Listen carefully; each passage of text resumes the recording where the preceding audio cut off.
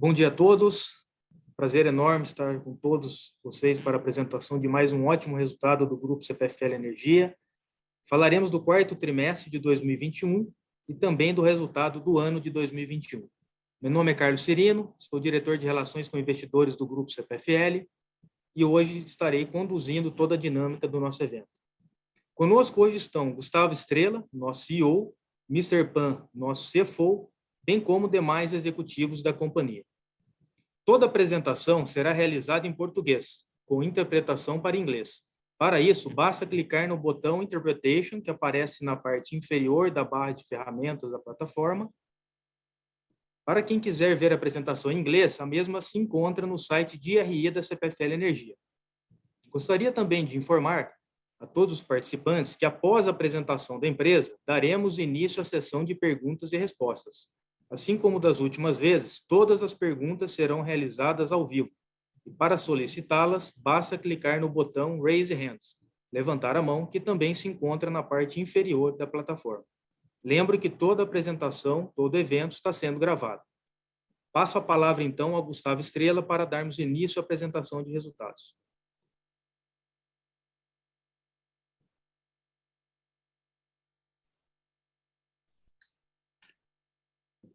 Ok, Cirino, obrigado. Bem, bom dia a todos. Obrigado pela presença aqui no nosso call de resultados. Como o Cirino comentou, a gente vai aqui demonstrar aqui os resultados do quarto trimestre e também do ano de 2021. Bom, a gente começa aqui então falando da carga na nossa área de concessão, uma carga que ela cai 3% no quarto trimestre de 2021, aqui muito em função de temperatura, a gente vai ver um pouco mais em detalhe nos próximos slides, mas com crescimento de 3,4% no ano de 2021. Aqui muito liderado esse crescimento pela classe industrial, que apresentou uma recuperação importante em relação ao ano de 2020. Em relação aos resultados, EBITDA e lucro, ambos com recorde histórico na companhia, fechamos aqui com um EBITDA de 9 bilhões 160 milhões de reais no ano, um crescimento de 35,1% em relação ao ano de 2020, e o lucro atingindo 4 bilhões 854 milhões, com um crescimento de 30,9% em relação também a 2020. A nossa alavancagem, fechamos com uma dívida líquida de 21,1 bilhões de reais, uma alavancagem que atinge aqui 2,13 vezes, uma alavancagem, eu diria, bastante confortável, dado o espaço que a gente tem até o limite dos nossos covenants financeiros. O CAPEX, intensificamos o nosso programa de investimentos na companhia, 21 e também 22, especialmente na distribuição, pela proximidade dos processos de revisão tarifária, eram e são anos importantes para a realização do CAPEX na companhia. Então, fizemos aqui um CAPEX de quase 4 bilhões de reais no ano, um crescimento de 42,3% em relação ao ano de 2020. A gente também vai mostrar aqui que a gente segue com um plano, diria, bastante ambicioso em relação ao CAPEX do grupo. A gente estima que entre 22 e 26 um CAPEX total de 21 bilhões de reais, investimento obviamente liderado pela distribuição, mas também já incorporando os investimentos adicionais no segmento de transmissão. O ativo regulatório, fechamos o ano com um ativo aqui também histórico de 3,2 bilhões de reais, é o maior nível de ativo regulatório da história da companhia.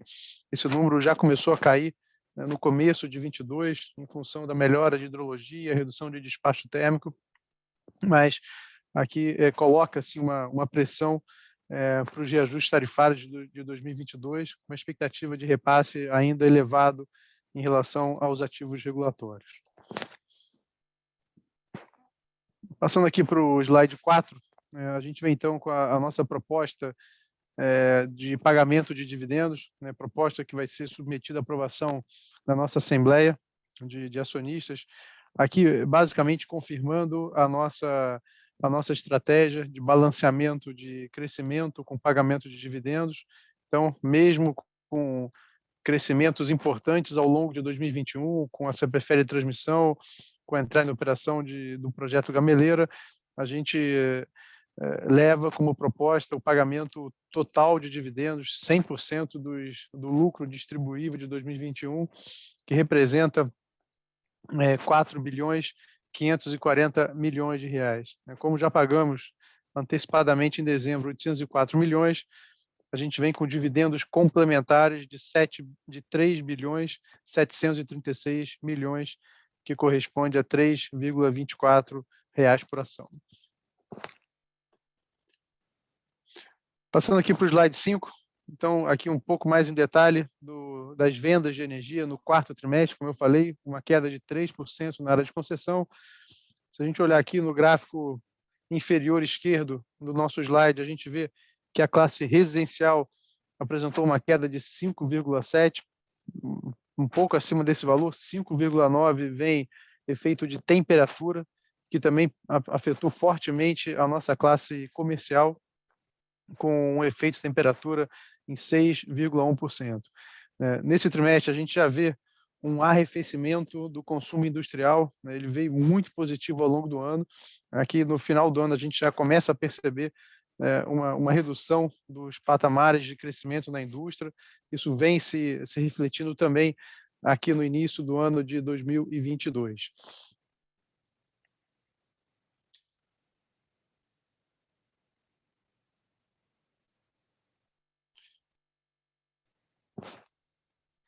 Se a gente passar aqui para o slide 6, as vendas de energia em 2021, então, como a gente pode perceber aqui, um crescimento na área de concessão em 3,4%, de vendas de 4,2%.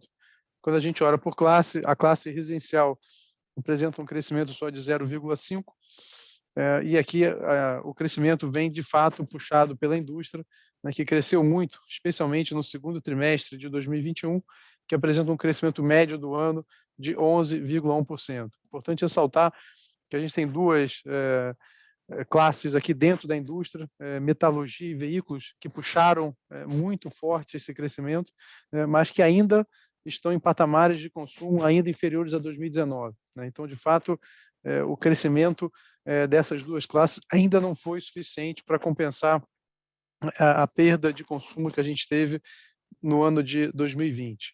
Quando a gente olha a classe industrial, de forma geral, a gente já tem um crescimento de 5% em relação a 2019, ou seja, já estamos em patamares acima dos patamares pré-pandemia, mas especificamente dessas duas classes, a metalurgia e veículos, a gente ainda está abaixo do consumo de 2019.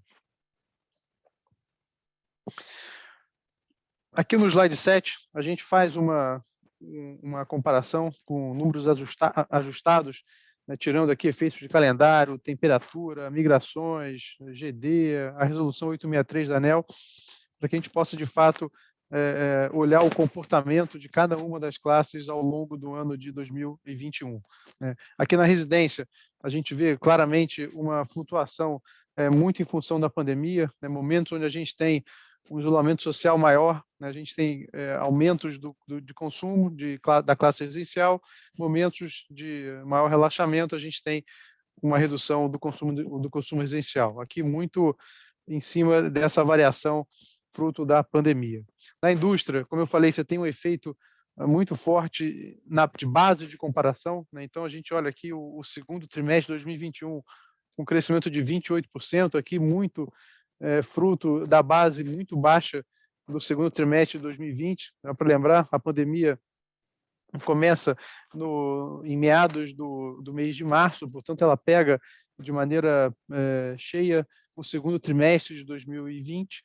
Então, a gente tem aqui uma comparação com uma base muito baixa. Mas aqui já reflete, no final do ano, uma queda de 0,5%. Aqui, sim, é uma redução de atividade industrial que a gente percebeu ao longo do final do ano passado e que vem na mesma tendência no começo de 2022. Na classe comercial, a gente vê uma recuperação também aqui concentrada por bases de comparação, especialmente no segundo trimestre. A gente vê uma recuperação num pace um pouco menor do que na indústria. A classe comercial ela ainda está com o consumo total em pouco mais de 7% abaixo de 2019, diferente da indústria, que já cresce 5% em relação a 2019, mas também uma recuperação importante, né? E o outros vem aqui muito com variação, fruto de irrigação e de hidrologia, em especial na região sul. Passando aqui para o slide 8, quando a gente fala de PDD, né, então a gente vê aqui a PDD do quarto trimestre em 0,78, é uma recuperação importante em relação aos trimestres anteriores, né? O segundo e o terceiro trimestre foram trimestres bastante críticos em relação à inadimplência, mas ainda assim um percentual ainda superior ao percentual do fechamento de 2020. Quando a gente olha no ano, a média da PDD pula de 0,8% para 1% em 2021. A PDD certamente continua sendo um ponto de atenção e preocupação, né, para a nossa companhia, em especial, né, pela expectativa de baixo crescimento esperado para 2022, aliado a um cenário ainda de expectativa de aumento de tarifa para o ano. Quando a gente olha aqui a nossa principal ação de cobrança, que é o corte, a gente mantém praticamente estável ao longo do ano, estável num patamar bastante elevado, né, com mais de 210 mil cortes por mês nas nossas áreas de concessão, ainda um crescimento de 18% em relação a 2019. Então, a gente tem sim usado a ferramenta do corte para controle de inadimplência. De novo, acho que o cenário continua sendo desafiador em relação à inadimplência. Em relação a perdas, a gente tem um cenário um pouquinho diferente. Perdas, a gente tem uma queda na nossa perda nos últimos 12 meses, na comparação com 2020. A perda, então, sai de 9,05 para 8,71. Aqui também é um ponto de preocupação, de atenção, o nosso volume de perdas. O que a gente tem feito é a manutenção do número de inspeções nas nossas unidades de consumo. São basicamente de 500 a 600 mil inspeções feitas por ano, e talvez a novidade que a gente tem aqui em 2021, o que tem melhorado a nossa assertividade, é o uso de mais inteligência, mais tecnologias, o uso do nosso centro analítico, para que a gente possa ter uma inspeção mais assertiva e de mais qualidade. Isso tem acontecido, esse número tem aumentado, e aqui o reflexo é numa queda do volume de perdas que nós temos.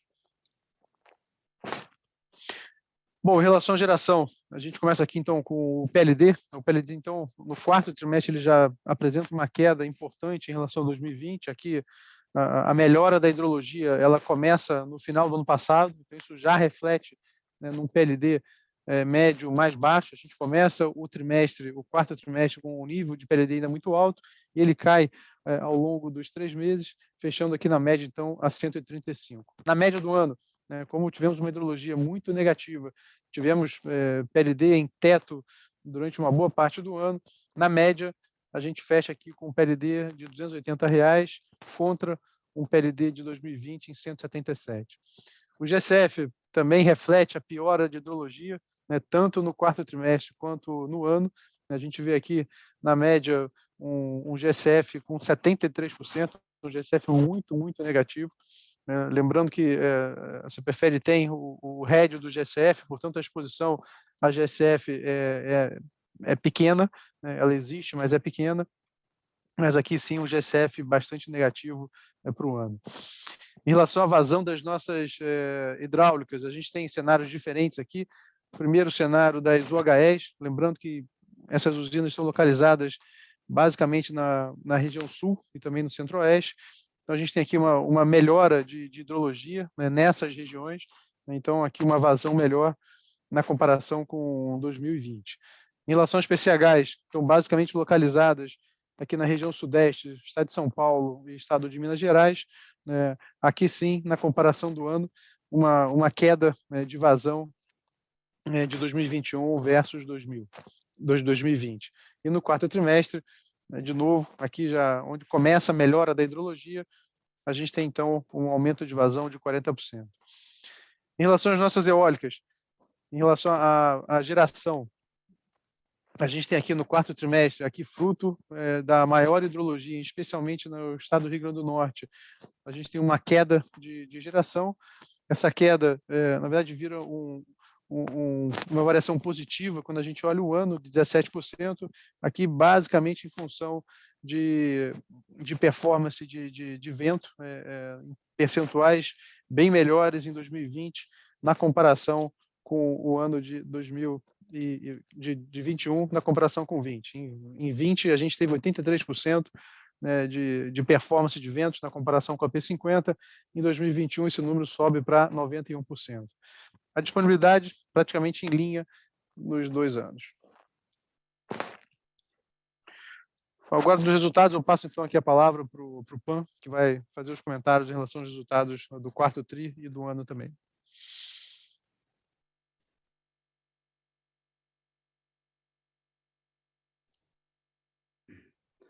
Obrigado, Gustavo. Bom dia a todos. Slide 11. A EBITDA nesse trimestre foi de 2,5 bilhões, alto de 32,4%.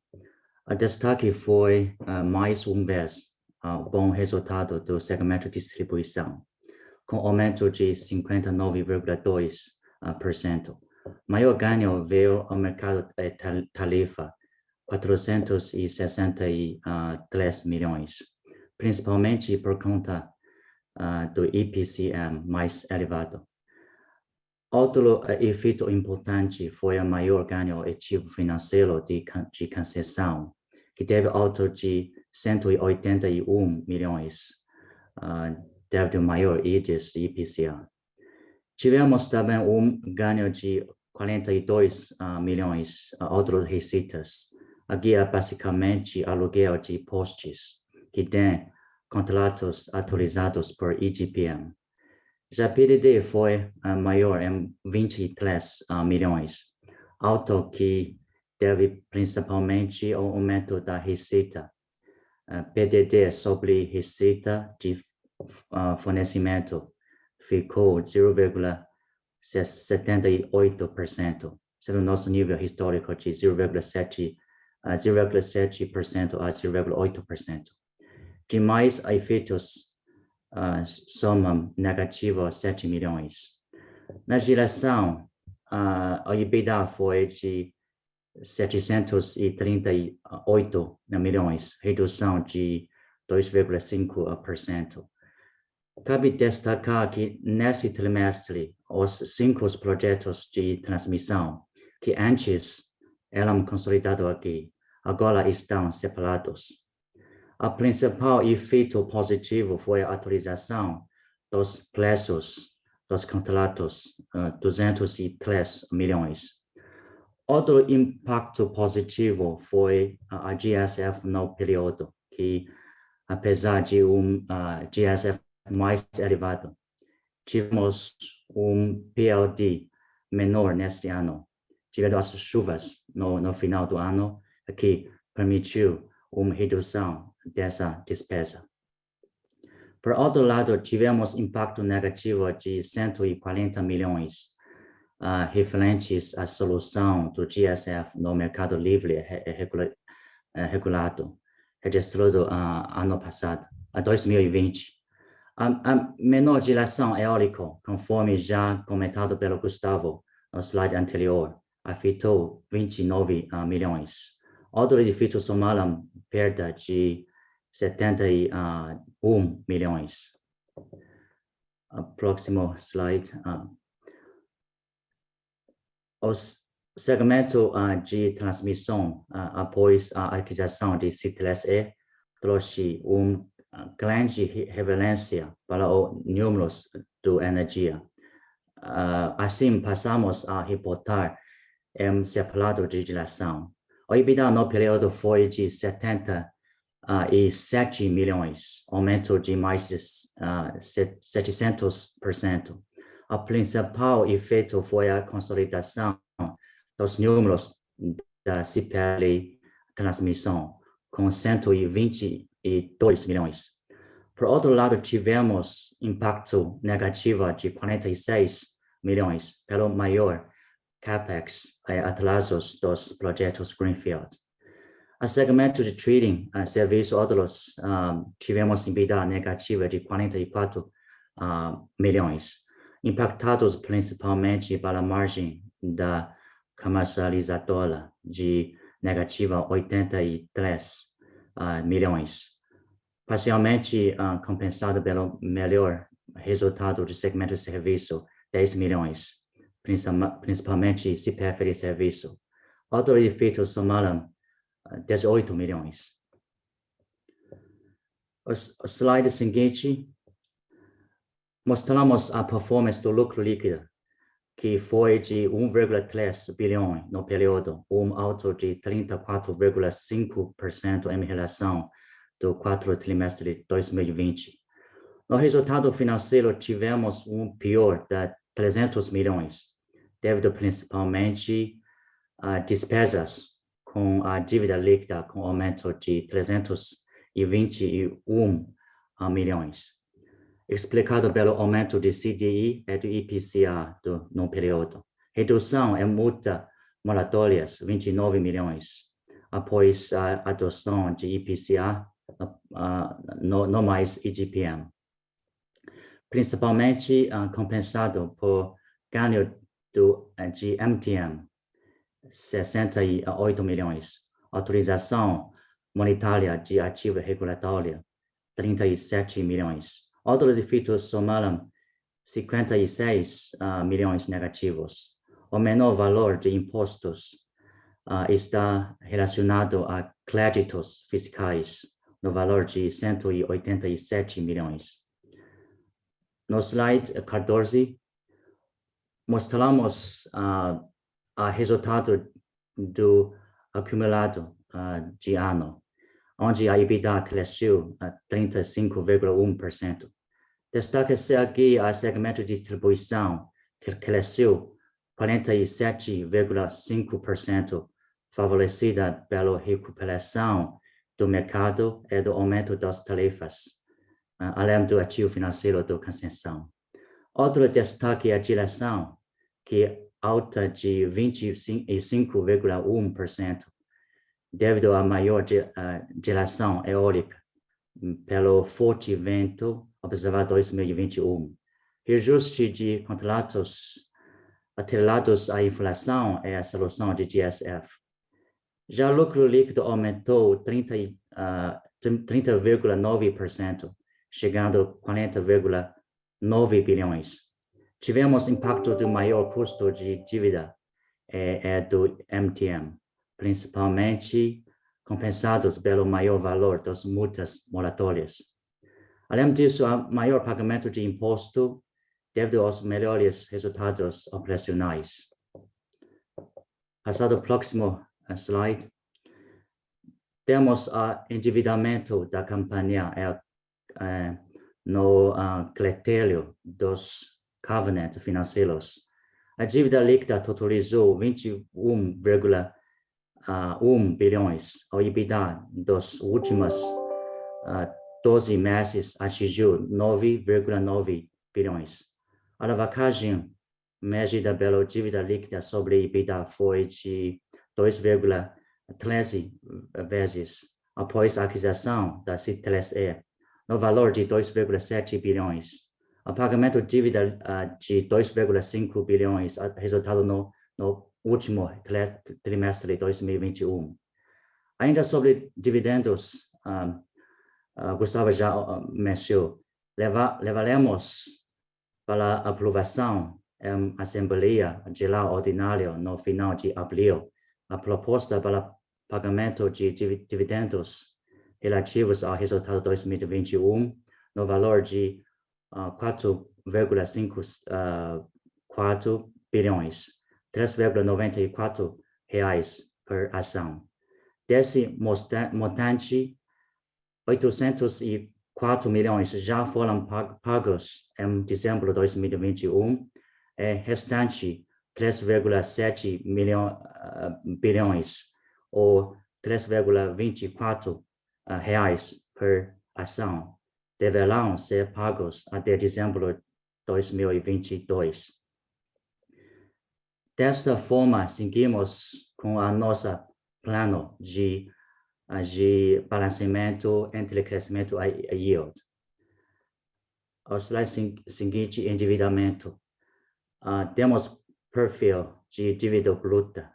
Vemos que temos a maior exposição da CDI, 69%, IPCA, 29%, Prefix, 3%, e TJLP, 2%. Na gráfico à direita, temos a custa de dívida, que aumentou devido principalmente à variação do IPCA e CDI no período. Finalizado a caixa no final do ano era de 2,8 bilhões, com índice de cobertura de 0,8 vezes as amortizações de curto prazo. A prazo médio de amortização é 3 anos. No slide 17, CAPEX.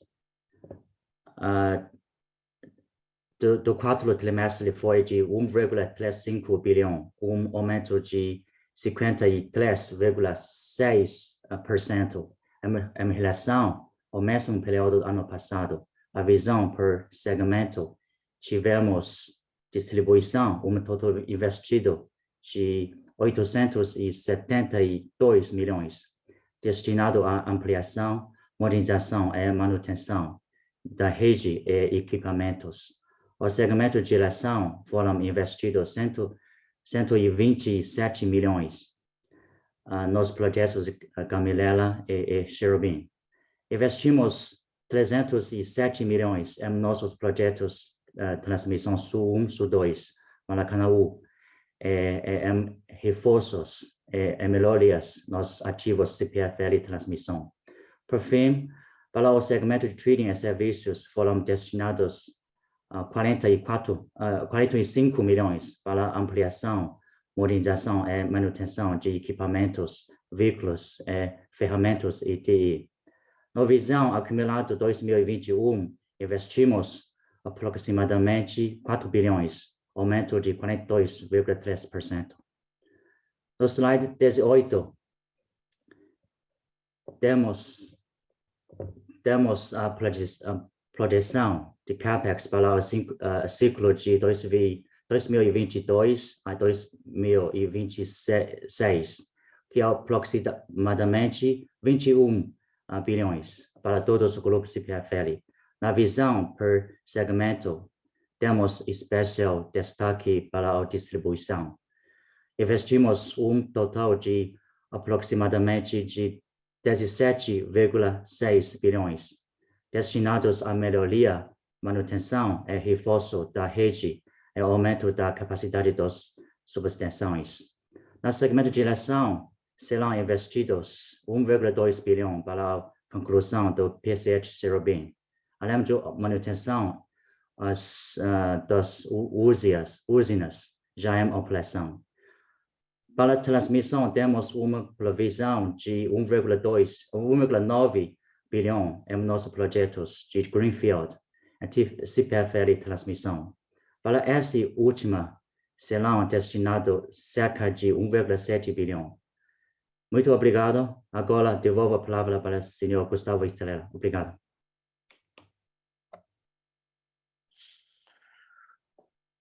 Ok, obrigado, Pam. Bom, seguindo aqui então, falando um pouquinho sobre a integração da CPFL e transmissão.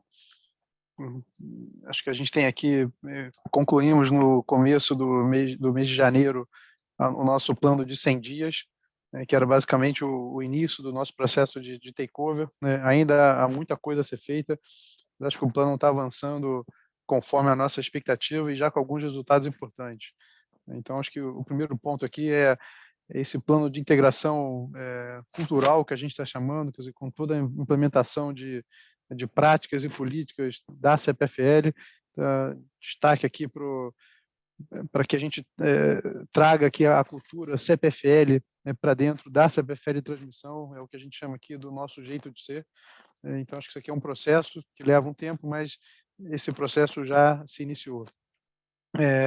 Fizemos também a centralização das atividades transacionais no nosso centro de serviços, então toda a parte de infraestrutura, frota, RH, suprimento e financeiro, já aqui sendo realizados pelo nosso centro de serviço aqui de Indaiatuba. A integração do sistema de TI, esse aqui é outro ponto super relevante. A gente conclui esse processo até o mês de julho desse ano. Eu diria que os principais sistemas, essa integração vai acontecer antes, né? Por exemplo, o SAP, ela acontece já agora no mês de março. Isso aqui é um processo que a gente tentou acelerar o máximo que a gente podia. Então, todos os sistemas mais críticos serão integrados bem antes do mês de julho desse ano.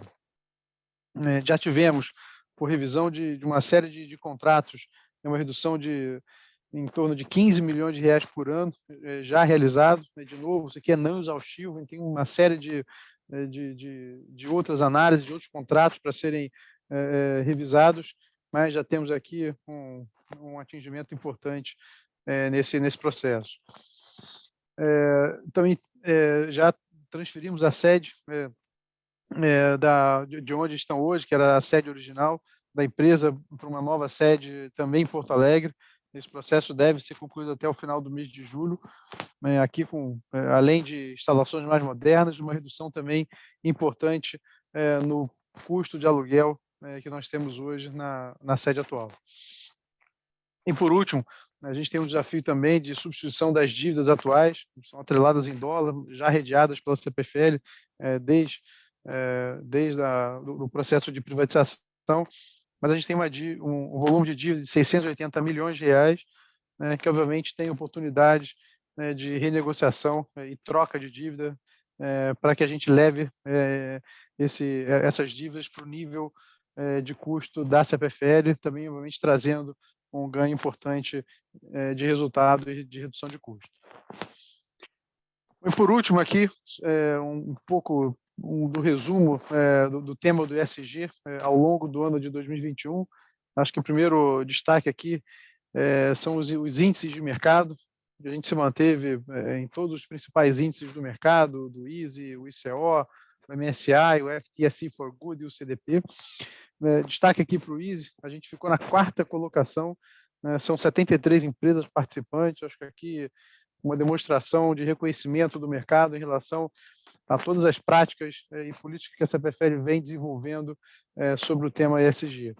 Algumas conquistas importantes, eu destaco aqui a conclusão da primeira etapa do programa CPFL nos hospitais. Foram 155 milhões de reais investidos, são mais de 300 hospitais públicos beneficiados na nossa área de concessão. A gente já iniciou a segunda etapa desse programa, com mais 140 milhões de reais para serem investidos ao longo dos próximos 2 anos, para que a gente, de fato, continue esse projeto em parceria com os hospitais públicos. Para além disso, temos aqui uma série de melhorias da nossa governança interna, com revisões do regulamento, implementamos o nosso comitê de auditoria, antecipando uma exigência regulatória para esse ano de 2022, então já fizemos isso já desde o final do ano passado. E, por último, uma série de prêmios e reconhecimentos. Acho aqui importante esse feedback do mercado, dizendo e reconhecendo tudo que a CPFL vem fazendo, e não é pouca coisa, que a gente vem fazendo sobre o tema ESG, e aqui com, de fato, uma percepção clara do mercado, dos avanços que a gente tem em relação ao tema. Bom, senhores, com isso a gente conclui, então, a nossa apresentação de resultados. Eu passo aqui a palavra ao Ciro, então, para a gente abrir a nossa sessão de perguntas e respostas. Muito obrigado.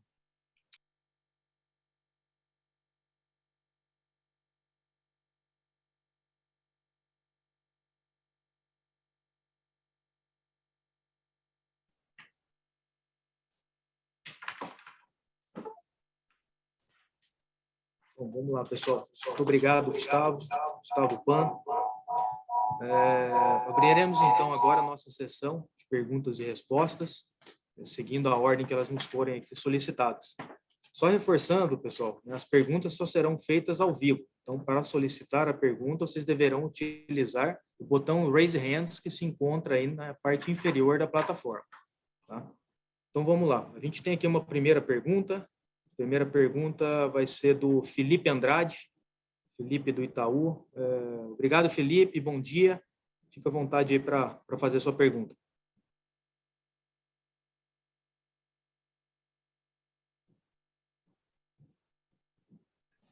Bom dia, Cirino. Bom dia, Pan e Estrela. Obrigado aí por receber a pergunta. Com relação aí à recente aquisição da C3E, né, vocês abordaram agora no final da apresentação, mas a gente gostaria de saber se seria possível, né, a empresa compartilhar um pouco mais conosco a informação sobre o planejamento, né, de financiamento dessa dívida, quando que ele provavelmente deve acabar acontecendo, e além disso, né, se vocês também poderiam compartilhar informações sobre o turnaround esperado aí para o ativo, em termos de melhorias de OPEX, né, de forma a trazer a operação da C3E para um patamar de margem EBITDA equivalente ao que a gente vê aí historicamente nos ativos de transmissão da CPFL, né? Então, em quanto tempo vocês esperam que essa melhora de margem ela possa ocorrer? É isso, pessoal. Obrigado.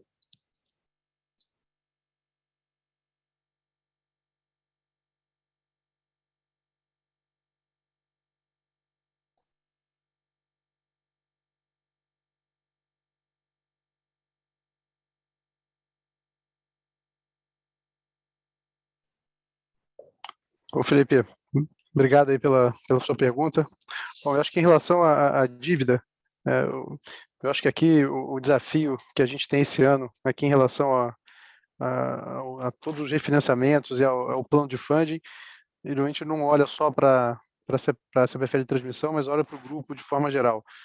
A gente tem um ano, uma expectativa de bastante turbulência, seja para uma guerra que a gente não sabe quanto tempo ela dura e o quanto ela pode afetar o mercado, e seja aqui dentro olhando para o tema de eleição, né? Então, o nosso plano aqui é de antecipação, né, de todo e qualquer refinanciamento que a gente precise, né, para que a gente concentre ele aqui, eu diria agora nos próximos meses. A ideia é que até maio, no máximo até junho, a gente já tenha concluído todo o refinanciamento necessário, né, de curto prazo para o grupo, e isso inclui também a CPFL de transmissão, né. A expectativa aqui é que a gente traga, né, por razões óbvias, o custo, né, das dívidas da CPFL de transmissão para os mesmos patamares do grupo CPFL.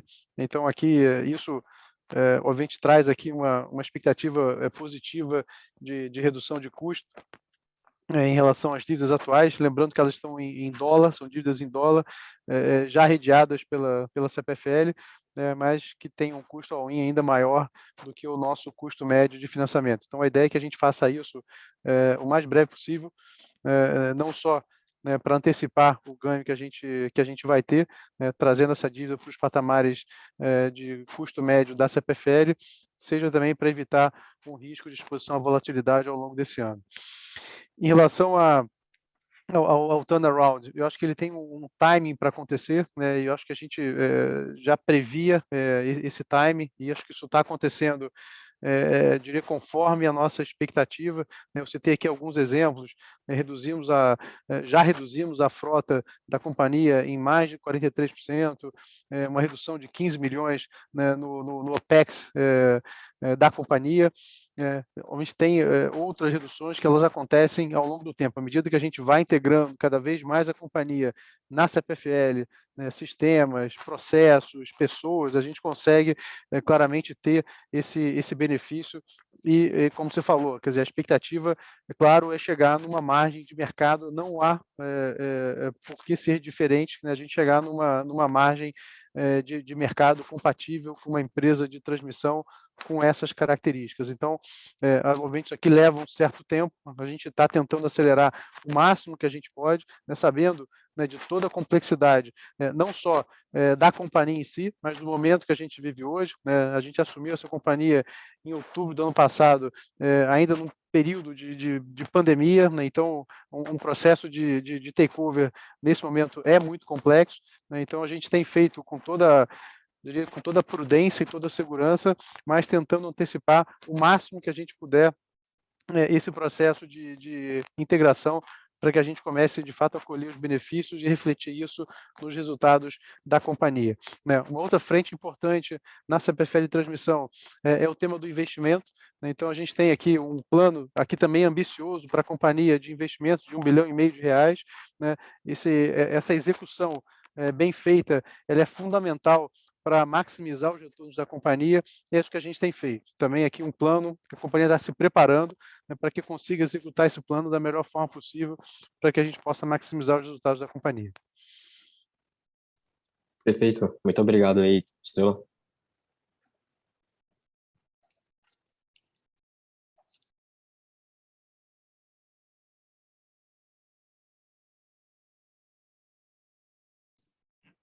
Obrigado, Felipe. Vamos passar então aqui para a segunda pergunta. A segunda pergunta vem do Daniel do Safra. Obrigado, Daniel. Bom dia. Pode seguir com a sua pergunta. Oi, pessoal, bom dia. Obrigado aí pela oportunidade, parabéns aí pelos resultados. Tenho duas perguntas aqui, tá? Primeiro, queria que vocês comentassem um pouquinho, né, sobre as oportunidades aí que a gente tem nesse ano, né? A gente tem leilão da C3EG, tem leilão de transmissão no meio do ano, né? Quer dizer, a CPFL tem alavancagem sobre o controle, né? Está fazendo pagamento robusto aí de dividendo. Queria entender um pouco como é que é a cabeça aí para essas oportunidades ao longo do ano. E uma segunda pergunta, tá? É com relação à expectativa de reajustes, né, tarifários para esse ano. Vocês comentaram um pouquinho aí sobre a PDD. Queria saber aí como é que está a cabeça para os reajustes e se existe aí uma sensibilidade, né, sobre o quanto a PDD deveria subir, né, dado um aumento tarifário aí que deverá ser alto esse ano. Obrigado.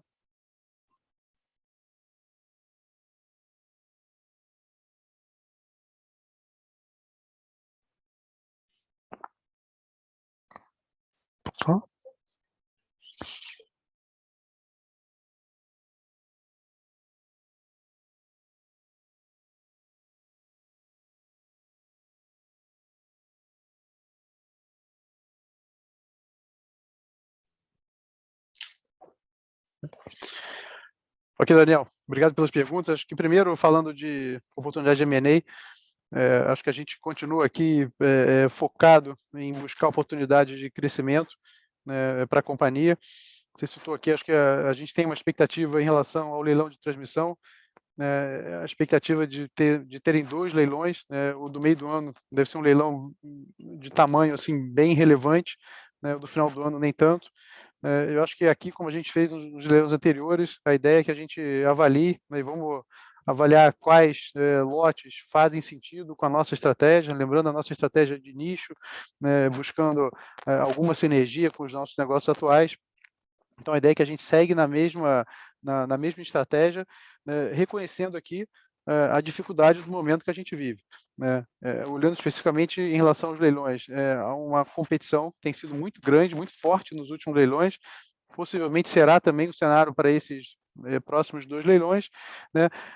Somado a isso, há um aumento expressivo de custos, aí commodities, mão de obra, escassez de materiais, que isso já tem acontecido, né? E acho que a expectativa é que agora seja ainda mais grave, de novo aí com uma guerra onde as cadeias logísticas estão sendo e serão mais afetadas, né? Então traz um desafio adicional para esses projetos. Então a gente vai olhar, respeitando aqui sempre a nossa disciplina financeira, né, buscando de fato ativos que, no nosso entendimento, tragam valor para a nossa companhia.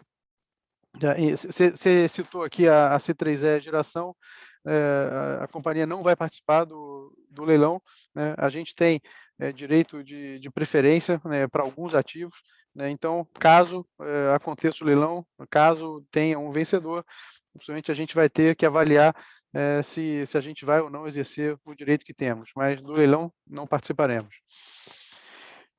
Bom, em relação aos reajustes desse ano, né, como eu comentei, aqui é um grande desafio, diria não só da CPFL, mas um desafio setorial. A gente tinha, confesso, uma expectativa maior em relação ao empréstimo setorial. Eu acho que o empréstimo ele é a melhor ferramenta, o melhor instrumento que nós temos hoje para evitar reajustes tarifários elevados, né? Eu acho que no montante que ele vem, na casa dos 5,3 bilhões, ele ajuda, ele mitiga os reajustes, mas continuarão sendo reajustes possivelmente de 2 dígitos para a maioria das distribuidoras. Então, acho que aqui, de fato, é um cenário desafiador. Acho que agrava ainda mais a situação de inadimplência, como a gente mostrou aqui, é uma situação com percentuais bem acima dos percentuais médios, né? Então ela agrava, é difícil a gente saber o tamanho e a dimensão do impacto de um aumento tarifário no aumento de inadimplência. O que a gente tem feito é tentado preparar a companhia, né, para esse cenário. Então, eu mostrei aqui, né, o nosso programa de cortes, temos um programa de parcelamento de dívidas para, de fato, ajudar o nosso cliente a pagar e evitar uma situação de inadimplência, né? Então, assim, é um cenário desafiador, ele caminha muito próximo da performance da economia de forma geral, nível de emprego, nível de renda, né? Então, tem uma série de variáveis aqui que no final do dia resultam em maior ou menor inadimplência. Difícil a gente prever, a gente está tentando se preparar, obviamente, para o pior cenário, esperando que um cenário melhor venha, tá? Mas acho que, de forma geral, a conclusão é que é sim um cenário desafiador para a gente lidar ao longo desse ano. Muito obrigado.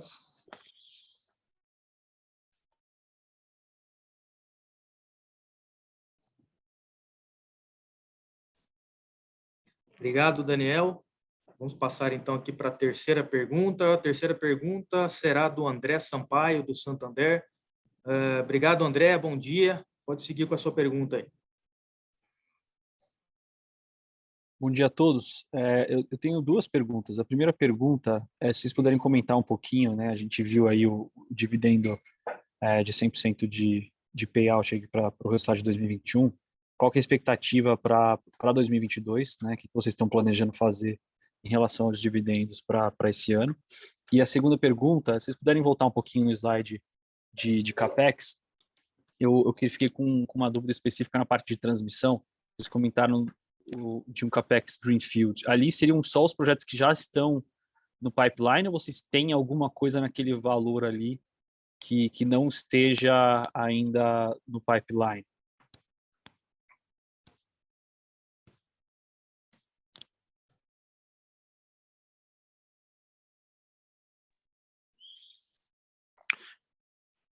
Ok, André, obrigado pelas perguntas. Bom, então, primeiro, em relação ao CAPEX, ali só tem o CAPEX das empresas que a gente já tem projetos em execução, quer dizer, ou seja, são linhas que a gente já ganhou em leilões anteriores, que ainda estão em construção, ou especificamente da CPFL Transmissão, tá? Então, não tem nenhuma projeção de um potencial novo ativo que a gente venha adquirir, né? Se isso acontecer, principalmente no ano que vem, quando a gente der o disclaimer do novo plano de CAPEX, a gente vai mostrar um investimento um pouco maior.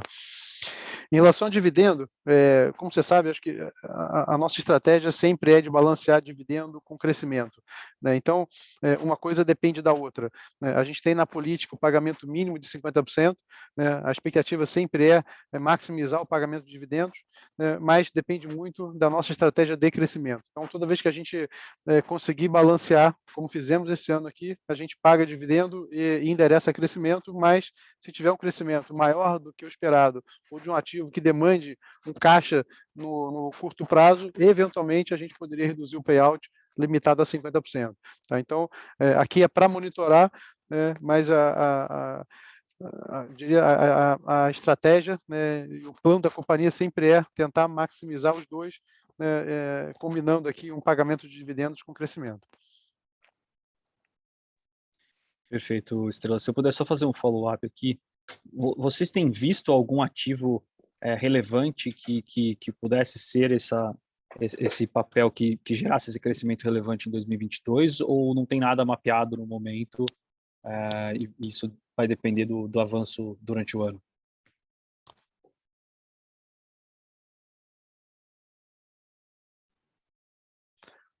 Depende muito. O que a gente tem sentido é um mercado de M&A, eu diria, bastante ativo, né, com vários ativos, eu diria, brownfield vindo ao mercado. Não existe nenhum ativo, André, em específico hoje, mas o que a gente sente é que o mercado está muito ativo, né, e com várias oportunidades que possam surgir ao longo do ano. Tá? Então, é isso que a gente monitora. constantemente, mas nenhum ativo hoje, eu diria, com uma posição clara de movimento nesse momento. Perfeito, obrigado, Estrela.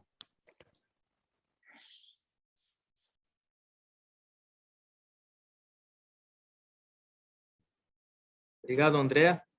Vamos passar, então, aqui para a próxima pergunta. A próxima pergunta será do Carlos Herrera, estrategista da Condor. Obrigado, Carlos, aí, pela participação. Bom dia. Pode seguir com a sua pergunta.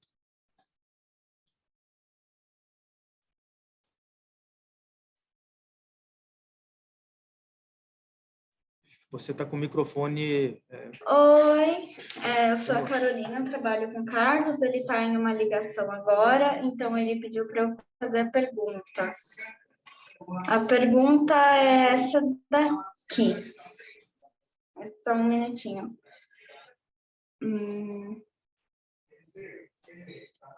É assim, quais segmentos do setor vocês estarão focando em 2022?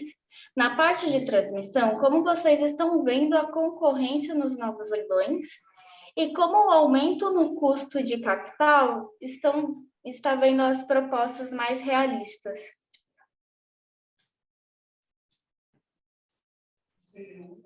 Seriam essas perguntas.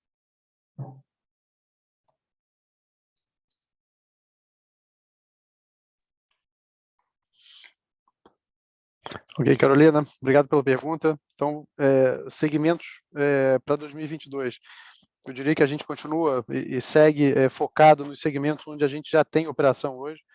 Isso aqui vai geração, transmissão, distribuição e comercialização, todos os segmentos dentro do setor elétrico. Em relação à transmissão, sim, há uma expectativa assim, de muita competição.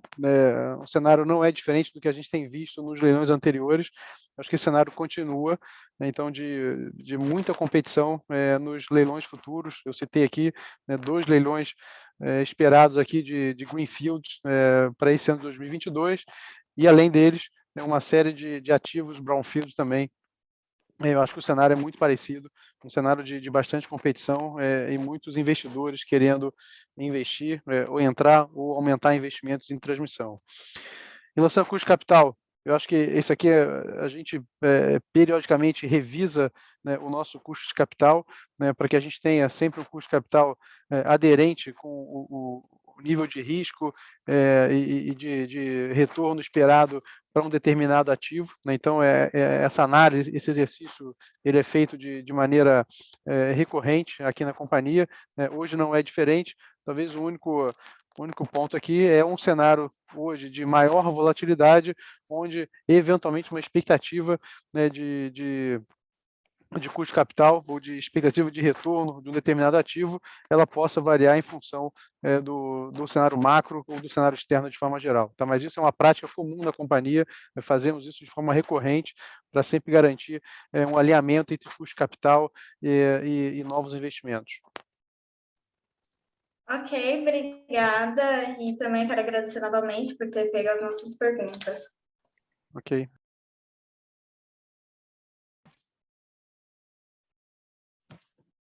Obrigado, Carol.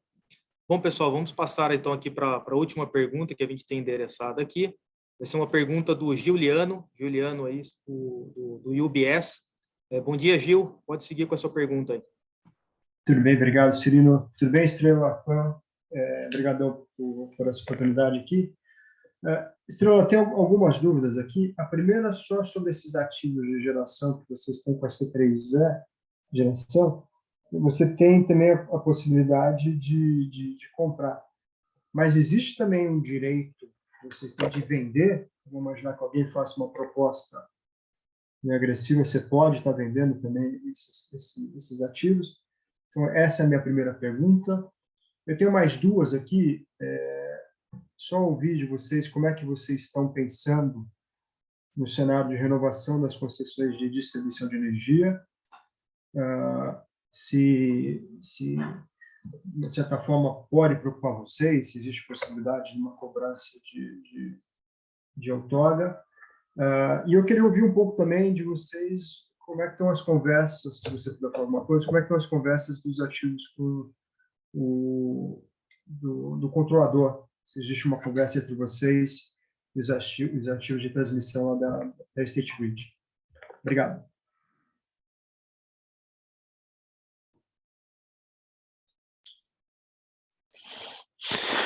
Ok, Juliano, obrigado pelas perguntas. Vamos lá, então. Começando aqui com o ativo de geração, de fato, não temos um direito de venda, tá? Temos só um direito de preferência na compra. Tá? Então, passado o leilão, se houver um vencedor, a gente pode ou não exercer o direito de compra do ativo, mas não de venda, tá? Sobre os ativos do controlador, não há nenhuma negociação, nenhuma discussão hoje na mesa em relação a esse assunto, tá? Não há, assim, nenhuma novidade. Se por acaso, em algum momento a gente tiver, obviamente a gente vem a mercado e coloca,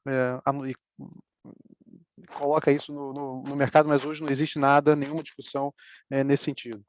Tá? Em relação à renovação de concessão, né, como você sabe, a gente tem, talvez olhando aqui o histórico, né, a gente vem aqui de o último processo de renovação de concessão de distribuição, aconteceu lá em 2015, né, com renovação de mais de 40 concessionárias de distribuição, né, uma renovação após a autorização do Ministério, ela aconteceu sem nenhum tipo de impacto para as empresas. Essa aqui é basicamente a nossa expectativa. A gente tem uma situação em distribuição bem diferente de geração, né? Então, acho que aqui com essa característica de investimentos recorrentes, de processos de revisão tarifária, né, que ajustam as margens das empresas, né, com os patamares regulatórios, né, a nossa visão é que não faz sentido, né, a gente ter qualquer tipo de mudança num processo de renovação de concessão em distribuição, né.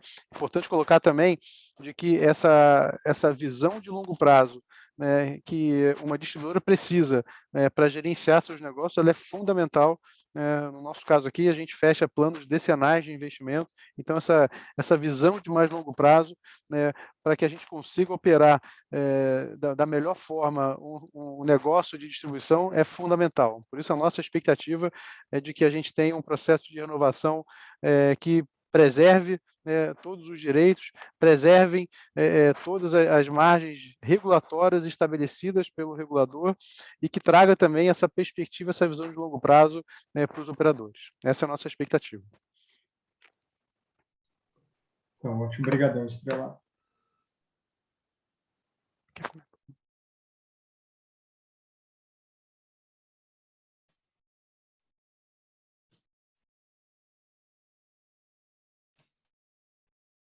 Muito obrigado aí, Gil, pela pergunta aí.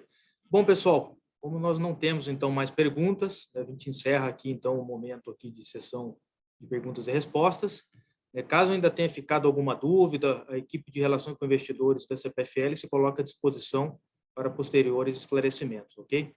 Bom, então eu volto a palavra aqui para o Gustavo Estrela, para as considerações finais e encerramento. Muito obrigado. Serino. Bom, senhores, mais uma vez agradeço a participação aqui no nosso call de resultados, resultado assim, de muito orgulho para todos nós aqui na CPFL. Eu acho que ele reflete bem a resiliência, né, que o setor tem, especialmente em tempos de crise, né? Então, o mercado apresentou recuperação de consumo de energia, né? O setor claramente se coloca e se mostra como um hedge importante contra a inflação. A gente acha que é importante colocar esse hedge. Olhando em perspectiva, a gente tem um programa de CAPEX expressivo, né, de mais de 21 bilhões de reais, o maior programa de CAPEX da história da companhia. Isso garante o processo de crescimento da companhia. Quer dizer, a gente olha crescimento para fora, olhando M&A, mas também o nosso crescimento interno, como é que a gente maximiza os nossos resultados. Isso aqui se dá muito pela dinâmica de investimento, seja em distribuição, no nosso caso, seja também em transmissão.